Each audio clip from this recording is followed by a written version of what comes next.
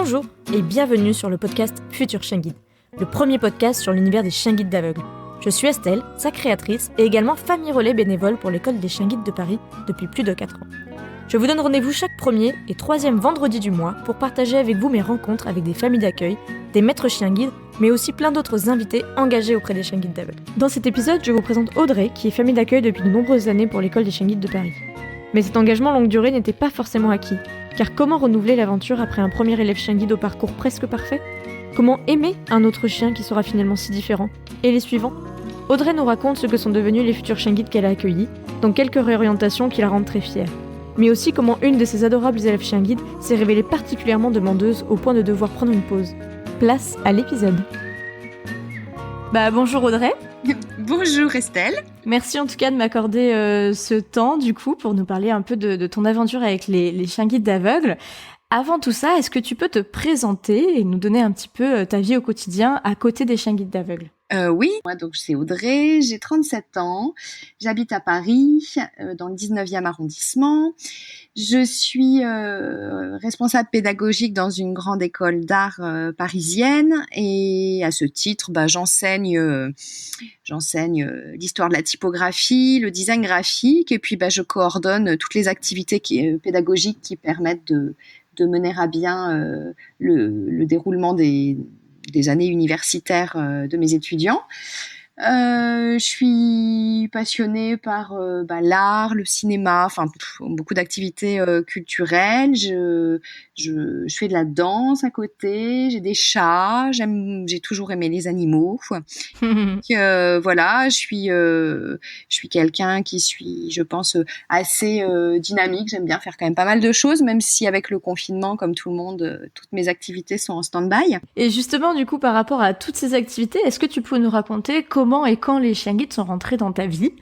Est-ce que c'est quelque chose que tu connaissais au début ? Comment ça s'est passé ? Alors, qu'il y a peut-être plus de 10 ans maintenant, j'ai le souvenir d'être tombée complètement par hasard en pleine nuit sur une rediffusion d'un reportage qui présentait, donc c'est un truc que je prenais en cours de route, tu vois, en mode insomnie, on allume la télé, et en cours de route, je prends un reportage et je comprends que c'est donc des remises de chiens guides, et je suis pendant ce reportage donc la vie de gens qui témoignent de leur vie d'une année avec un chien, et il y a une cérémonie de remise et tout le monde pleure et c'est très beau, et moi je me dis oh là là, ça a l'air génial, mais qu'est-ce que ça doit être horrible de rendre le chien bon. Et puis j'ai ce reportage un peu en tête, mais comme vraiment j'ai pris le truc en cours de route et que je m'attendais pas à regarder ça, c'est vrai que j'avais pas vraiment prêté attention à de quelle école il était question et surtout quelles sont les démarches. Je pense qu'ils avaient dû expliquer ça en début de reportage, mais moi j'ai pas eu cette partie-là, mais ils n'expliquaient pas du tout comment faire pour participer à ce protocole d'éducation du chien. Et donc ça en est resté là dans ma tête en me disant oui, j'ai vu ça. Ça a l'air génial, mais sans me dire une seule fois que c'était possible que moi aussi je puisse le faire, parce que à cette époque-là, en plus, je vivais dans un studio parisien tout petit. Et les gens qu'on voyait dans le reportage habitaient dans des maisons, donc ça me paraissait très très loin de mon mode de vie. Et dans le reportage, on voyait la phase d'éducation jusqu'à la remise, c'est ça ? Ouais, exactement. Hein. Exactement. Et c'était, alors même encore aujourd'hui, je suis pas capable de dire finalement quelle école était présentée. Je pense que c'était l'Est, je pense que c'était l'école de Lyon, maintenant que je connais un peu le truc et que je vois comment ça se passe dans les différentes écoles, mais je suis pas hyper sûre, mais bon. Et puis donc je reste avec ça un petit peu en tête, mais vraiment sans me dire que c'était possible pour moi. Et puis peut-être 2 ou 3 ans après avoir vu ce reportage, je suis invitée à un mariage dans le sud de la France en plein été. Et je n'aime pas les mariages. Je n'aime pas aller au mariage. Souvent, je m'y ennuie. J'aime pas trop ce genre de très grosses festivités où on doit s'amuser sur commande. Et donc, je vais à ce mariage un petit peu à reculons, hein, parce que pour le coup, je ne connaissais vraiment absolument personne. À part les mariés. À part les mariés.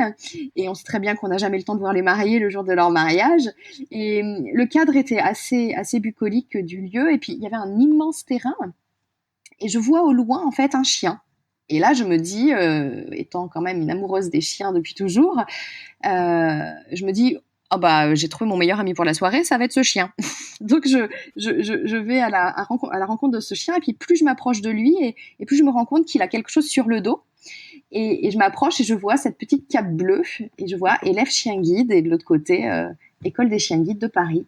Et alors là, bon, et puis je finis par m'approcher de ces maîtres, enfin des personnes qui m'apparaissent être les maîtres de ce chien. Et là, en fait, ils m'expliquent que eux, ils viennent de Paris et que c'est leur premier chien, qu'ils sont famille d'accueil. Et ils m'expliquent comment ils ont découvert ça, quel est le principe, Les conditions un petit peu. les conditions, voilà, et puis tout ce qui est inhérent au fait d'être famille d'accueil.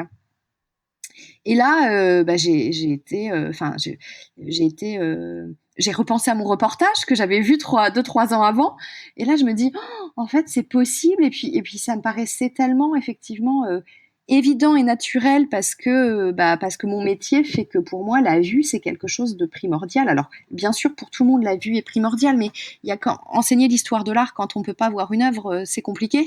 Donc, il y a quand même des métiers où la vue conditionne un peu l'accès au métier malgré tout. Et donc, d'un seul coup, c'est devenu une évidence pour moi que ma quête d'investissement vers une association allait se tourner vers cette association qui est l'École des chiens guides de Paris. Enfin, à partir de là, je me suis dit, c'est évident que j'ai pas envie de donner un chèque dans une ONG. Par contre, donner de mon temps pour éduquer un chien pour une cause qui touche à ce qui me parle particulièrement, qui est la vue, là c'était un peu une espèce d'évidence.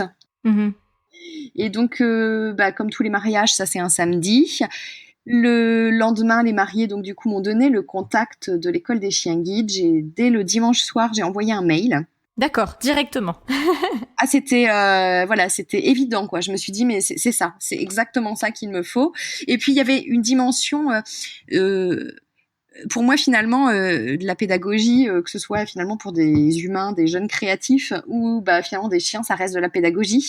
Et donc il y avait quelque chose qui me semblait être en plus une évidence dans la manière de faire. Je me disais que j'apprenne à des jeunes à être créatifs, ou que j'apprenne à un chien à tourner à gauche, tourner à droite. Ça me paraît, enfin ça reste de la pédagogie, donc ça me semblait être en plus dans mes cordes et dans ce qui m'anime au quotidien. Et puis voilà, rapidement, comme ça, c'était en plein été. L'école des chiens guides m'a répondu très très rapidement à l'époque. Et donc je pense que voilà, c'était un hasard du calendrier. Je me dis comme quoi c'est que les choses étaient bien faites, c'était fait pour que ça tombe comme ça. Du coup ils m'ont répondu très très rapidement. J'ai eu la réunion d'information, j'ai eu l'entretien avec l'éducatrice, et puis donc le dossier qui a été rempli. Voilà, on a eu plusieurs échanges, et puis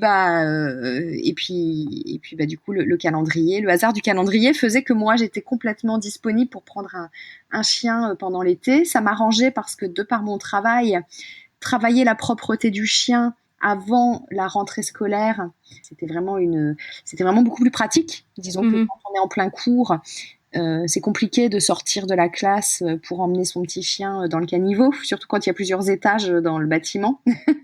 C'est sûr. Là, ça m'arrange, voilà, ça m'arrangeait, ça. Et puis, et on m'a remis donc Jinka, qui était ma toute première chienne que j'ai eue donc en famille d'accueil. Et donc elle est arrivée l'été 2000. C'était 2013. Donc Jinka est arrivée l'été 2013 chez toi. Tu as pu travailler la propreté tranquillement pendant l'été pour qu'elle soit tout à fait opérationnelle pour te suivre dans tes cours, puisque c'est ce qu'elle a fait dès la rentrée du coup de septembre. Exactement. L'été, ça a permis à Jinka de découvrir l'environnement urbain dans des conditions un peu moins hostiles que en période de rentrée, justement, parce que Paris s'est un peu vidé de ses voitures, donc ça permettait à la chienne d'appréhender en douceur le monde de la vie parisienne. Et puis effectivement, on a pu travailler la propreté, et la période estivale fait aussi que ça a permis de travailler rapidement aussi la sociabilisation du chien avec les autres êtres humains, parce que les apéros en terrasse, les barbecues entre copains, enfin voilà, une vie sociale relativement développée l'été, qui a permis aux chiens très très vite de s'habituer à à plein de situations différentes et à apprendre finalement à savoir comment se comporter dans ces situations, c'est-à-dire rester au calme sur sa petite couverture sous la table dans un bar ou au resto, trouver sa place en soirée chez des amis. Donc voilà, c'était parfait pour s'acclimater à son nouveau mode de vie. Et puis moi, je découvrais la vie avec un futur chien guide. Donc c'était parfait pour moi aussi de m'acclimater à la vie avec ce chien dans Paris, puisque j'avais toujours eu des chiens avant, mais dans Paris, je n'avais jamais eu de chien. Donc une découverte pour moi aussi. Donc tu as entamé donc cette aventure avec Jinka qui est restée avec toi donc toute l'année dans la classe. Jusqu'à quelle période à peu près? Je l'ai eu un bon moment parce que à un moment donné, elle avait peut-être été envisagée pour être reproductrice. D'accord. On a attendu un petit peu, donc elle n'a pas été stérilisée. Donc du coup, elle n'a pas été stérilisée tout de suite parce qu'on savait pas. Donc avant de prendre une décision, elle était encore avec moi. Puis comme le travail fonctionnait bien, donc je l'ai eu 17 mois. C'est très exceptionnel comme situation, mais je l'ai eu très longtemps. D'accord. J'ai jamais eu de chien aussi longtemps, en tout cas de chien dans le cadre de l'école des chiens guides. Elle est rentrée en éducation en janvier ou février de 2015 du coup. Et donc c'est vrai que c'était le premier chien dont je découvrais l'expérience aussi de la séparation, mais qui plus est en ayant passé autant de temps avec le chien, ça n'a pas été facile émotionnellement. Oui, j'imagine, parce que du coup, t'as vraiment, avant qu'elle rentre en éducation, en général, il se passe en 10-12 mois, et là, tu as eu beaucoup de rab, on va dire, par rapport à cette question sur son potentiel futur en tant que reproductrice, et puis finalement, tu as quand même, elle est quand même rentrée en éducation pour devenir chien guide. Ouais, tout à fait. Et aujourd'hui, elle est chien guide d'ailleurs, Jinka ? Aujourd'hui, Jinka est chien guide. J'ai la chance de la revoir régulièrement. D'accord. Et ce qui est merveilleux, c'est que sa maîtresse est elle-même professeure. D'accord. Donc, Jinka a continué sa vie dans les salles de classe avec un public de jeunes apprenants, comme quand elle était petite avec moi. Donc ça, j'ai trouvé génial que Jinka du coup aimait beaucoup être avec les jeunes, et le fait qu'elle puisse continuer finalement à avoir le même mode de vie dans les classes, dans les écoles, enfin c'était vraiment son élément. Donc j'ai trouvé génial que le hasard des choses fasse qu'elle continue sa vie dans l'enseignement finalement. Mais du coup, elle est toujours en classe. Elle a toujours pas quitté l'école des humains, on va dire. C'est ça. Ok. C'est ça. Et elle est dans Paris, donc voilà. Et elle a une maîtresse qui est vraiment extraordinaire et qui m'a donné l'opportunité de la revoir à plusieurs reprises. Et ça, c'est un vrai bonheur de retrouver le chien, même plusieurs années après, et de voir comment le chien a évolué et comment quel a été le formidable travail qu'ont effectué les éducateurs pour sa maîtresse, de la voir au quotidien. Donc tu as quand même encore des liens, et ça a l'air en tout cas de très bien se passer pour elle comme pour sa maîtresse. En tout cas. Un joli binôme. Il semblerait, oui. Et de ton côté, donc tu disais que ça a été un peu dur quand elle est partie en janvier-février 2015. Oui. T'étais dans quel état d'esprit ? Pendant que j'étais avec elle, je vivais un peu au jour le jour et j'avais pas envie de me poser la question parce que je sentais que j'étais pas capable de me décider encore. Je savais pas comment j'allais vivre cette séparation finalement avec le chien. Je trouvais tout extraordinaire, mais c'est vrai que je voulais pas me projeter parce que je voulais pas risquer de m'engager sur une mission que je ne pourrais pas remplir par la suite. Quand l'école des chiens guides m'a donné une échéance pour la rentrée de Jinka en éducation, et puis après sa remise à sa maîtresse, et ben là je me suis dit qu'en fait je me voyais pas du tout arrêter, quoi. C'était ça y est, t'étais piquée. Exactement, je trouvais que l'expérience était tellement géniale pour tout le monde, pour les déficients visuels, pour la cause solidaire et associative, et puis à titre tout à fait personnel, je trouvais que l'expérience était très enrichissante. Donc pour moi, il y avait quand même beaucoup plus de points positifs que négatifs. Donc je me suis dit, il y a aucune raison que j'arrête cette expérience. Donc après l'entrée en éducation, et peut-être que tu as attendu qu'elle soit remise. Oui, alors entre le moment où elle a été remise après mon second chien, il s'est passé 4 mois. D'accord. C'est-à-dire que finalement, quand elle a été en fin de formation et que je savais qu'elle allait être remise, là j'ai dit à l'école des chiens guides que je continuais l'expérience avec eux. Puis j'ai eu mon second chien ensuite. Alors qui est arrivé du coup en second chien? Et ensuite ça a été les Max. Mon second chien qui était donc Jinka était un labrador sable et les Max c'était un croisé golden labrador. Sable aussi du coup. Sable, ouais, tout à fait. Et du coup, il est arrivé alors fin 2015 ? Eh ben c'est ça. Et alors ce deuxième chiot, comment ça s'est passé avec toi ? Ce deuxième chiot, alors forcément j'avais quand même une petite appréhension. Je me disais mais est-ce que je vais réussir à pas le comparer avec la première qui était exceptionnelle, parce que finalement chaque chien est tellement exceptionnel qu'on se dit qu'il y aura jamais de chien aussi parfait. Et donc j'avais une petite appréhension à titre personnel de juste sur moi, sur la gestion de mes émotions éventuellement par rapport à ça. Et j'ai très rapidement compris que chaque chien a son individualité, son caractère, et qu'en fait la question elle se pose même pas. On est capable, notre cœur est capable de s'étendre à autant de chiens finalement qu'on nous remettra, qu'on nous confiera. Il n'y a jamais eu de ça. Finalement, ça s'est fait très très facilement. Quand je suis arrivée pour la remise des chiens aux familles d'accueil, ils sont arrivés. Ils avaient 6 chiots dans les bras. Ils ont lâché les 6 chiots. On s'est tous assis par terre. On a caressé les petits chiots. Puis voilà, la magie, elle opère assez immédiatement. Ils nous ont dit après quel chien était confié à qui.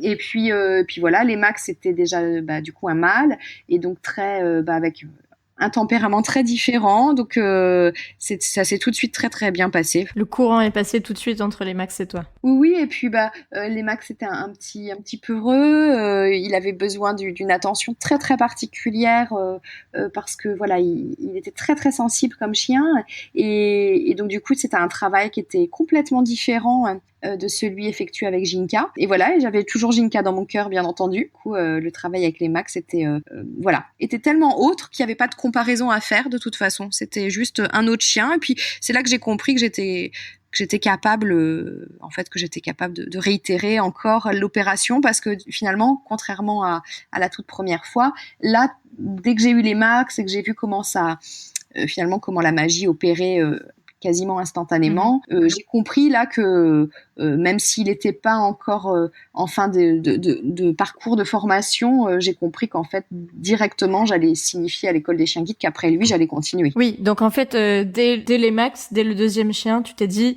c'est bon, en fait je suis capable d'en faire encore plus.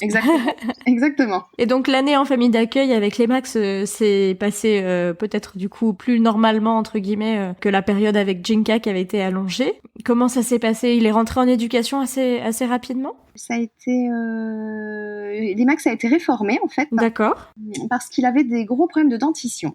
Et c'est-à-dire qu'on avait fait un énorme travail pour travailler sur son hypersensibilité de laquelle nous étions parvenus à nous défaire. Donc, ça avait été quand même un travail assez énorme et on était tous très contents, l'école des chiens guides, moi, on était tous très contents, mais il se trouve qu'il avait vraiment malheureusement une dentition qui allait probablement occasionner beaucoup de frais pour quelqu'un. Et puis surtout, on imagine mal une personne déficiente visuelle pouvoir suivre de près l'évolution, donc visuellement, de sa dentition. Ça paraissait un petit peu inconcevable, les frais vétérinaires que ça allait engendrer potentiellement, et puis le fait de devoir observer régulièrement l'évolution de cette dentition. Donc pour ce motif, il a été réformé.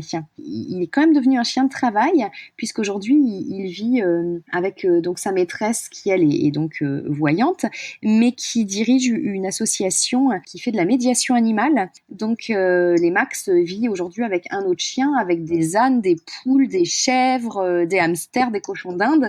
Il participe à des thérapies individuelles ou de groupe, et il aide des personnes qui ont besoin de soutien psychique et à un moment donné à se sortir de situations compliquées. D'accord. Et donc ça c'est la réorientation. C'est un peu une réorientation du coup. Elle s'est faite dès qu'on a su qu'il était réformé. Ça a été une opportunité pour qu'il devienne quand même, malgré un problème de dentition, du coup. Oui, parce qu'en fait, les Max est un chien qui est très calme, très posé, d'un grand calme. D'ailleurs, c'est comme ça que le surnomme sa maîtresse aujourd'hui. Elle l'appelle mon grand calme, parce que c'est vraiment ça. Et c'est vrai qu'on se disait mince.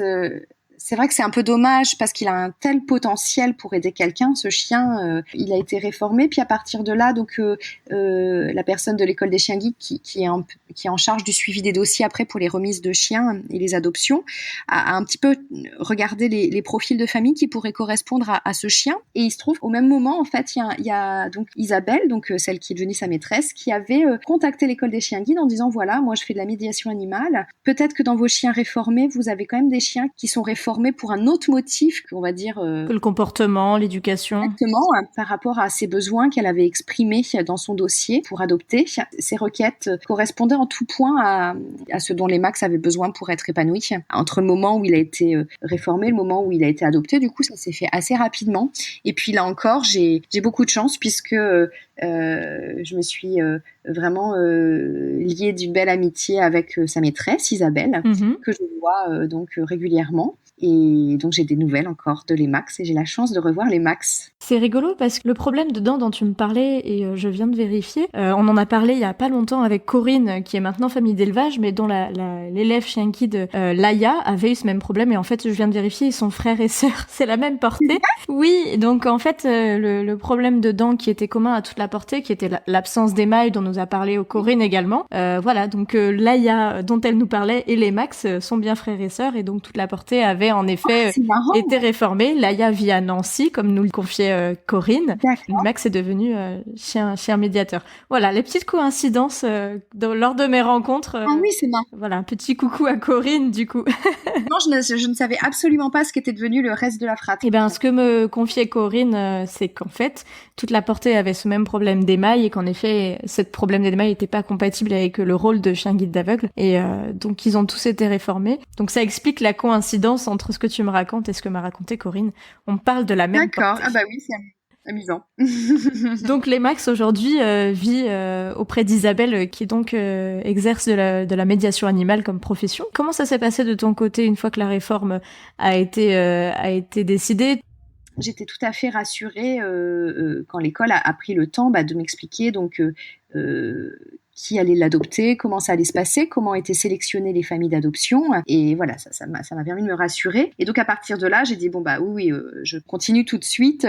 Et là encore, hasard du calendrier, on est entre le moment où il était réformé et le moment où Isabelle, sa maîtresse, a pu le récupérer. On s'est retrouvés en milieu d'été à nouveau. D'accord. Et il y avait à nouveau des petits chiots qu'on m'a demandé si j'acceptais de prendre un nouveau chiot en charge, même si les Max étaient pas encore partis dans sa famille d'adoption. Je savais qu'il allait partir, mais il était encore avec moi. Et donc, j'ai passé un morceau d'été absolument fabuleux avec les Max, mon grand chien, je crois qu'il avait 11 mois, qui s'apprêtait à partir.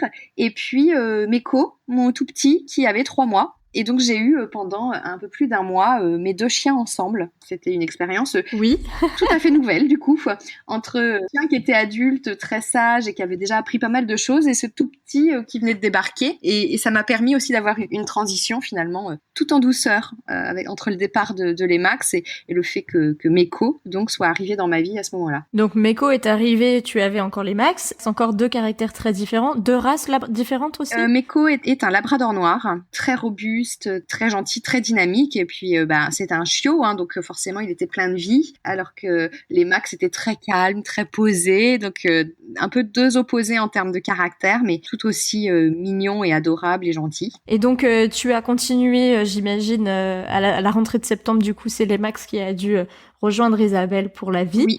Et donc, Meiko, t'as suivi à nouveau dans tes salles de classe. Mes étudiants étaient impatients parce que forcément, je suis la prof qui a le chien. Et puis, quand il y a des étudiants qui savaient que l'année d'après, par exemple, il y avait des étudiants qui me connaissaient dans les couloirs que je n'avais pas, mais ils me connaissaient parce que la prof qui vient avec son futur chien guide en cours, c'est pas quelque chose d'hyper courant non plus.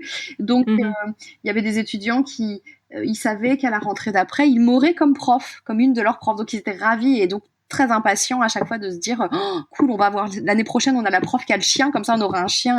Et donc, à chaque fois, pour eux, c'était le grand suspense de est-ce qu'elle aura un chiot à la rentrée.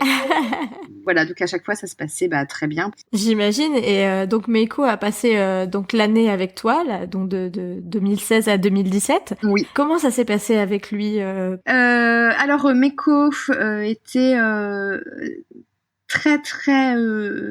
a eu très peur des enfants. grosse sensibilité aux enfants parce que tout aussi plein de vie et joyeux qu'il est, il était très heurté par la vivacité des enfants, visiblement. Moi, je n'ai pas d'enfants, donc c'était compliqué de le désensibiliser. Donc, il est parti en relais à plusieurs reprises dans des familles relais expérimentées qui ont des enfants pour pouvoir se familiariser avec les enfants. Donc, ça se passait très bien à partir du moment où il connaissait les enfants, mais dès qu'il rencontrait à nouveau des enfants inconnus, il était vraiment traumatisé. Donc, pour cette raison, il a été aussi choisi qu'il ne devienne pas chien guide. Techniquement, c'était un chien qui était très obéissant, donc on aurait pu, entre guillemets, si on n'avait pas d'éthique, on aurait pu choisir de lui apprendre à prendre sur lui, et puis tant pis, s'il croise des enfants, il a peur, et tant pis pour lui, il y va. Mais heureusement, l'éthique de l'école des chiens guides fait que dans l'intérêt du chien, on a préféré ne pas le forcer à être au contact des enfants. Et quand même, à Paris, il y a quand même beaucoup d'écoles, il y a beaucoup de... Donc, c'était pas concevable qu'il devienne chien guide dans ces conditions, parce que ça aurait voulu dire guider sans être heureux en guidant, en ayant peur de croiser des enfants. Donc Meko vit maintenant entre l'Île-de-France et Saint-Malo, chez ses maîtres qui l'ont adopté. Et Meko, que j'ai la chance de revoir également, puisque là encore, j'ai rapidement été en contact avec sa famille d'adoptants, et on s'est très bien entendu, donc on se voit dès que l'occasion se présente. Meko est heureux comme tout, et il vit avec un petit Shih Tzu qui avait le même âge que lui, donc ils sont inséparables. Et puis il vit également avec une berger allemand. Donc Meko est super heureux. Qu'est-ce qui, du coup, au départ de Meiko, donc dans sa famille d'adoption, toi, comme tu nous le disais, vu que tu avais capté que ton cœur était capable de s'étendre pour chaque chien confié, j'imagine que t'étais partante pour une nouvelle aventure auprès d'un nouvel élève chien guide. Complètement. Quand Meko est parti, là on m'a dit écoute Audrey, puisqu'en fait finalement je ne vivais que des nouvelles expériences à chaque fois, parce que Ginka que j'avais eu très longtemps, donc après les Max réformés, mais pas réformés en tant que chien de travail, mais juste réformés auprès de l'école des chiens guides, les Max que j'ai finalement en même temps que Meko finalement qui est réformé tout court, qui ne devient pas chien de travail. Donc à chaque fois c'était des nouvelles, finalement chaque expérience était différente. Et donc là l'école des chiens guides m'a dit écoute, puisque t'as que des expériences nouvelles à chaque fois, on te propose encore une nouvelle expérience, c'est de te confier, si tu es d'accord, Mayotte, qui, à la différence des autres chiens, tu ne l'auras pas bébé, puisque Mayotte a déjà 7 mois. Et donc, c'est un chien que tu n'auras pas tout jeune chiot comme les autres. Et effectivement, c'est très nouveau, parce que ça veut dire que c'est un chien qui a déjà des acquis ou des non-acquis, qui a déjà eu une expérience émotionnelle avec une première famille. Donc, c'est vrai que c'était une toute nouvelle expérience de partir sur un chien qui ne soit pas un tout bébé, en fait. Donc, j'ai dit, ok. Et là, à nouveau, forcément, qui dit expérience nouvelle, dit, des questionnements que je me posais. Je me disais, mais est-ce que je vais être capable d'aimer un chien qui n'est pas un chiot, que je n'ai pas depuis la sortie de la maternité de l'école? Et puis en fait, bien sûr, puisque à la base, finalement, ce qui m'anime, c'est vraiment la cause de la déficience visuelle. Donc à partir du moment où je sais pourquoi je m'engage à faire ça, c'était évident que ça allait bien se passer, parce que mon ambition, c'était vraiment de permettre à l'école de former des chiens guides pour qu'ils soient remis à des personnes qui sont dans le besoin. Et donc Mayotte est arrivée juste avant l'été 2017, et donc une jolie Golden Retriever, comme tu disais, qui avait déjà donc 7 mois. Oui.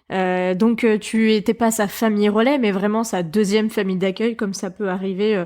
Je l'ai vu aussi, Létélie, ma voisine de quartier, que j'ai interrogée aussi il y a quelques épisodes, qui nous disait, voilà, elle a été 2 fois seconde famille d'accueil. Oui. C'est vraiment une grande capacité d'adaptation, puisque comme tu le disais, tu récupères un chien qui a déjà un passé, des acquis, des non-acquis, une histoire. Comment ça s'est passé avec Mayotte, du coup, à son arrivée? Mayotte, c'est-à-dire que j'avais dit, bien sûr, ok. Enfin, l'école des chiens guides m'avait dit, on teste, on part sur 1 mois. Et on verra bien comment ça se passe au bout d'un mois. D'accord. On savait pas, en fait, si le travail qu'elle pouvait faire en 1 mois permettait de prendre une décision sur, en gros, est-ce qu'elle continue la formation ou est-ce qu'on la réforme. Donc, voilà. Donc, je me disais, ok, donc j'étais préparée psychologiquement à me dire, j'ai un chien que pour 1 mois. Et puis, il y a eu presque un vrai coup de foudre entre elle et moi, encore une relation tout à fait nouvelle que je découvrais, comme à chaque chien, je découvre vraiment une nouvelle relation. Et puis, puis ça c'est au bout d'un mois, on a fait un point bilan avec les éducateurs, et à partir de là, on a décidé que je continue l'aventure avec elle. Le fait qu'on s'entende très bien, la chienne et moi, a permis de travailler très rapidement et de reprendre des choses qui étaient nécessaires d'être reprises, et on s'est rendu compte finalement que c'était possible. Il y avait un grand lien de confiance entre la chienne et moi qui ont permis de travailler rapidement des choses qui étaient essentielles pour sa formation. Donc tu as eu Mayotte et vous avez travaillé ensemble. Alors nous, c'est là, à ce moment-là qu'on s'est un petit peu croisés, puisque j'ai eu Mayotte en relais plusieurs fois, mais notamment dès août 2017. Oui. Et puis pour quelques jours, hein, pas bien longtemps, et puis en décembre 2017. Et puis ensuite, donc Mayotte, comment ça s'est passé en 2018, la suite de l'aventure avec elle? Alors Mayotte, c'est pareil, je l'ai eu longtemps. Mayotte avait une petite sensibilité aux congénères qu'on avait réussi à dépasser. Puis quand elle est enfin rentrée en éducation, alors tout s'est très bien passé. C'était vraiment une chienne qui travaille très bien. Et puis voilà, elle a fini par être pré-remise, c'est-à-dire qu'ils ont fait un test avec une dame avec qui il y avait eu ça se passait très très bien. Il se trouve que cette dame habitait dans une ville pavillonnaire, et il y avait beaucoup de maisons avec des chiens pour accéder à la maison de cette dame, et des chiens, tu sais, des chiens qui ne sont jamais sortis de leur jardin et qui du coup aboient beaucoup, sont agressifs. Et Mayotte avait déjà une histoire. Voilà, et en fait ça a fait ressortir sa sensibilité aux congénères, sur laquelle pourtant on avait beaucoup travaillé. Ça avait réveillé toutes ces angoisses des chiens, et donc finalement, alors que cette chienne était remise, donc on m'a rappelé en me disant est-ce qu'elle peut revenir chez toi, parce que là on sait pas ce qu'on fait. Est-ce qu'on essaye avec un déficient visuel qui n'aura pas de chien dans son environnement? Et puis finalement elle en pouvait plus, elle était fatiguée, je crois, elle avait tellement pris sur elle pour vaincre sa peur des autres chiens qu'elle en pouvait plus. Donc on a décidé qu'elle soit réformée, mais qu'elle arrête chien guide, mais qu'elle devienne une chienne de travail. Et là on savait très bien que le simple fait d'être dans une autre ville, dans un autre environnement moins hostile en termes de chiens, ça serait suffisant pour que cette chienne travaille bien et dans d'autres conditions. Et donc là, ce sont les éducateurs qui ont contacté une association, et aujourd'hui, Mayotte est aussi une chienne de médiation. Et là, c'est pour une association qui travaille avec le ministère de la Justice.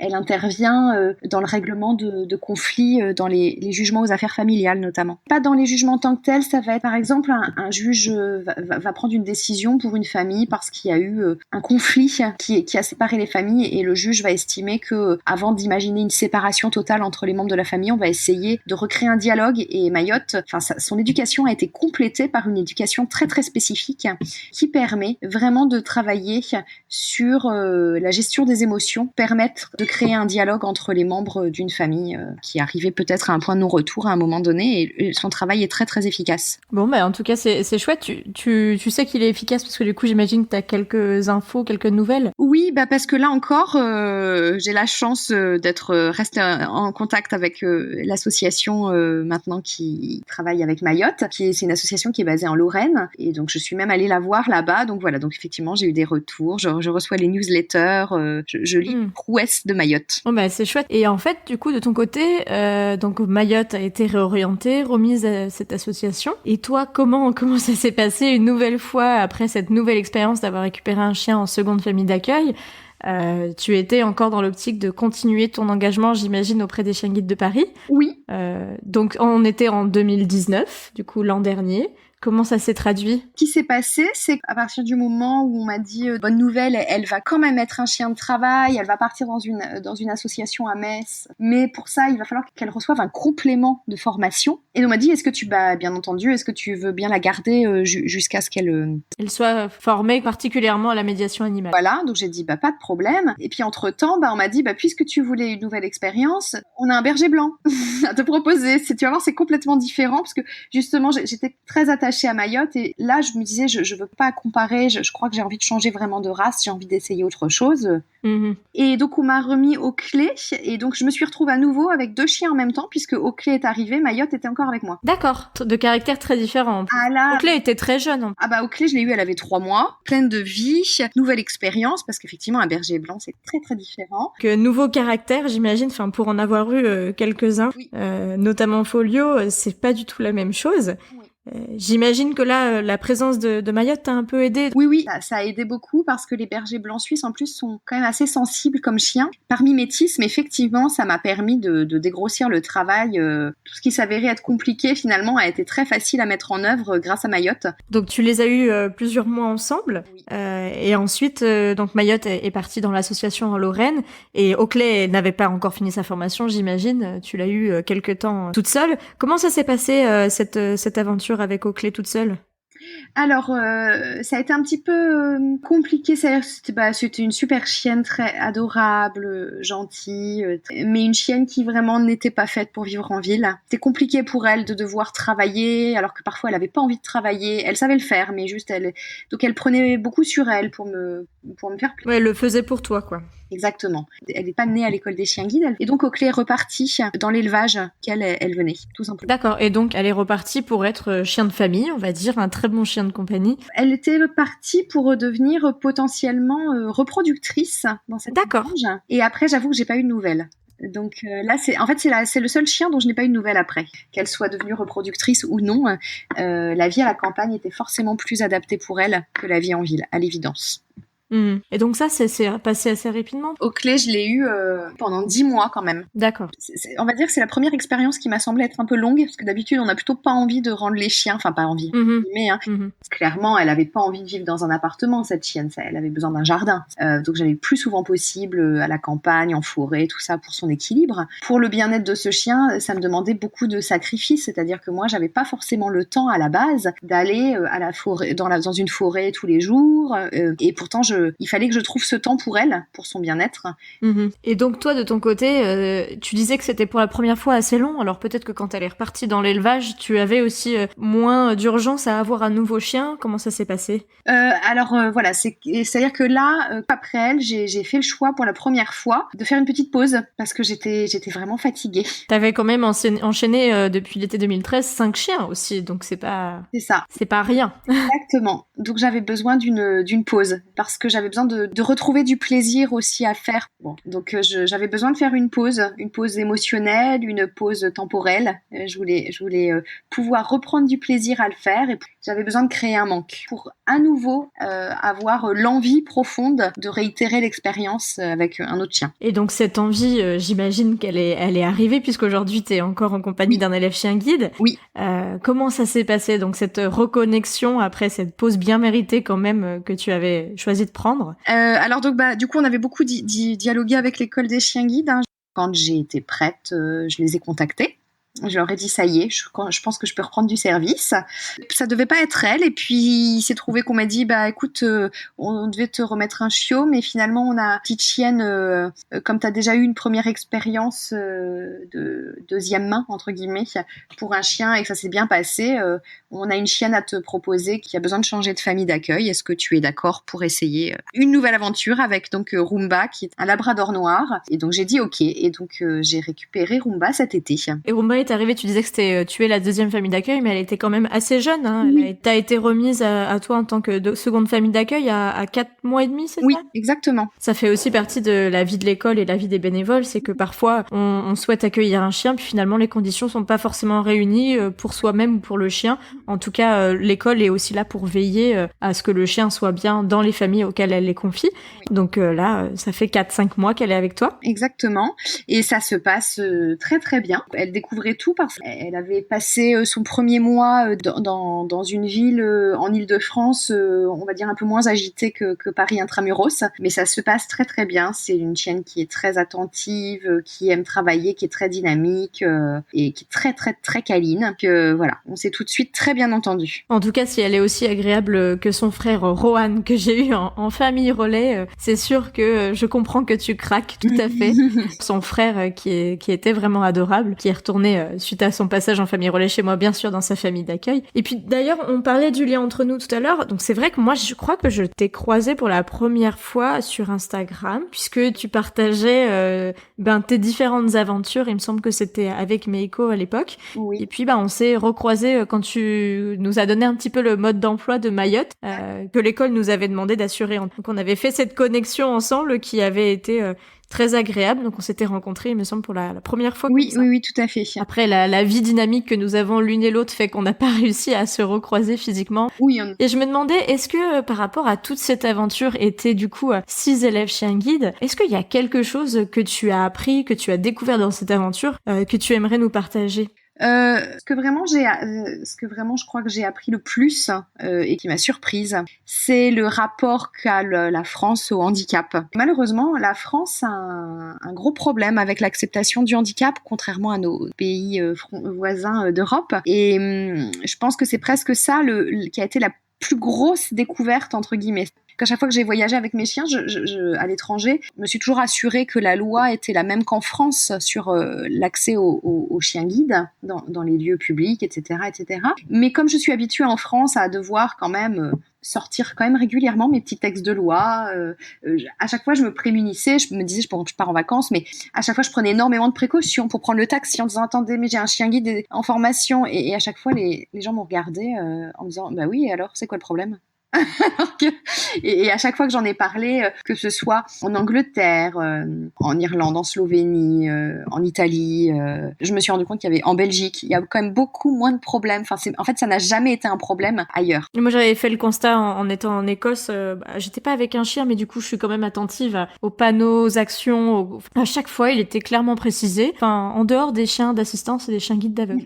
Ça m'avait beaucoup surpris, en effet, comme tu le dis, en France. Alors, j'ai les mêmes textes de loi, vu que tu m'en avais confié une copie. D'ailleurs, ça fait partie des choses qu'on a pu échanger au tout début. Oui. Que j'ai sorti quand même de nombreuses fois, hein, il faut le dire, puisque en France, on est plus à essayer de s'excuser et d'expliquer pourquoi on a le droit, alors qu'en effet, il a l'air d'avoir dans les autres pays plus de facilité et de compréhension. Complètement. Que un peu une évidence que y a pas de problème en fait, c'est un chien, c'est un élève chien guide, on n'a pas à négocier ni rien. C'est vrai qu'on a encore du chemin à faire en France et je pense, et c'est quelque chose aussi que je tiens à faire au quotidien, montrer que voilà, je suis pas la peine de demander au début du magasin si je peux rentrer. Le droit est inscrit dans la loi française, j'y vais et si on me demande, il y a pas de problème, je peux répondre, c'est des exceptions qui sont pas forcément connues et on est là pour ça aussi, quoi. Bien sûr, tout à fait. Quand je dis voilà, c'est ça que j'ai appris, c'est voilà, c'est pas la seule chose que j'ai apprise, mais en tout cas, disons que ça je l'ai un petit peu appris à tes dépens, à mes dépens, exactement.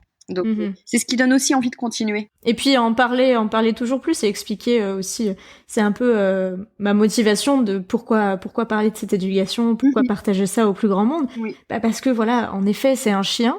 On ne peut pas dire l'inverse, ça reste un chien, mais ce n'est pas un chien comme les autres. Oui. Et tout l'encadrement, l'éducation et les objectifs qu'on a en commun avec l'école, les familles de bénévoles d'accueil au relais, en font que ce ne sont pas des chiens et qu'ils n'auront pas les réactions qu'on attend d'un chien. Oui. Eh bien, écoute, le temps avance. J'ai quelques petites questions à te poser pour conclure. Et D'accord. La première chose que je voudrais savoir, c'est est-ce que tu peux nous confier ta plus grosse ou tes plus grosses hontes avec un ou des plusieurs élèves chien guide que tu as eu? Alors, la plus grosse honte, je crois, c'était avec les Max. Qui avait ingéré, mais je ne m'en étais pas rendu compte, un chiffon microfibre vert fluo. D'accord. Et on est dans une rue et il me tend vers le caniveau pour faire ses besoins, donc je l'emmène dans le caniveau et il essaye de faire et je vois bien qu'il n'y arrive pas et puis là je vois un espèce de truc vert fluo sortir de ses fesses et en fait le chien est en souffrance, il n'arrive pas et j'ai été obligée de prendre un sac et de tirer dessus et moi je tirais sur le truc vert et le chien avançait à l'opposé et les gens me regardaient et j'étais en train de lui sortir des fesses ce grand chiffon microfibre qu'il avait ingéré à mon insu. D'accord. Et ça c'est vraiment un gros moment de solitude quand les gens vous voient prendre un sac et tirer sur les fesses de votre chien pour enlever ce qui ce qu'il bloque. Oui, ça c'était la honte.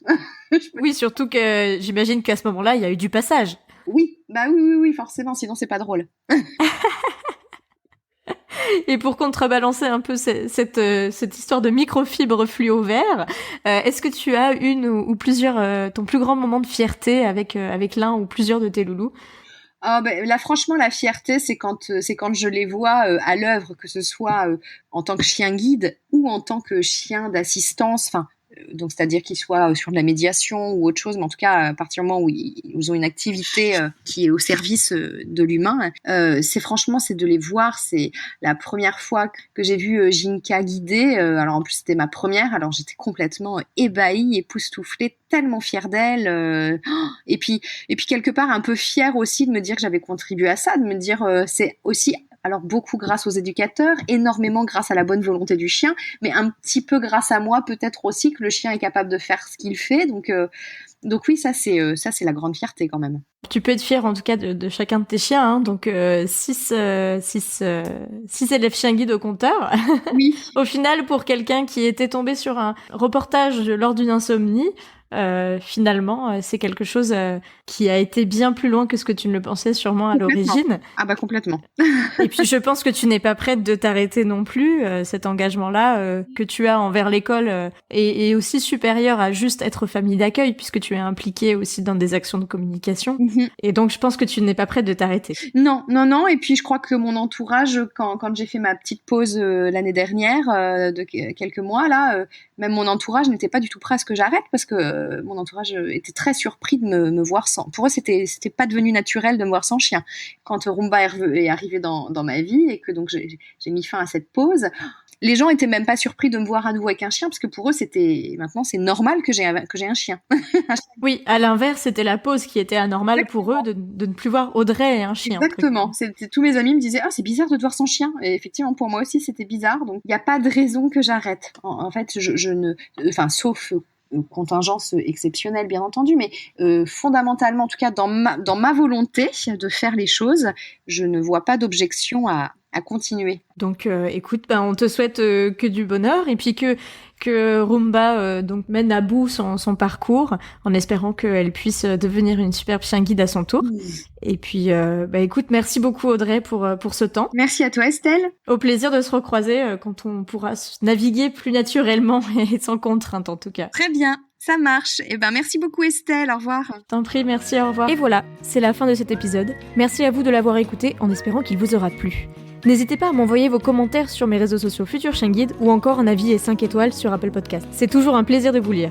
Pour suivre mon quotidien de famille relais, abonnez-vous sur mes réseaux sociaux et au blog futurchienguide.fr. Et pour faire grandir ce podcast, le meilleur moyen reste encore d'en parler autour de vous, mais aussi de m'identifier pendant vos écoutes, ça fait toujours chaud au cœur.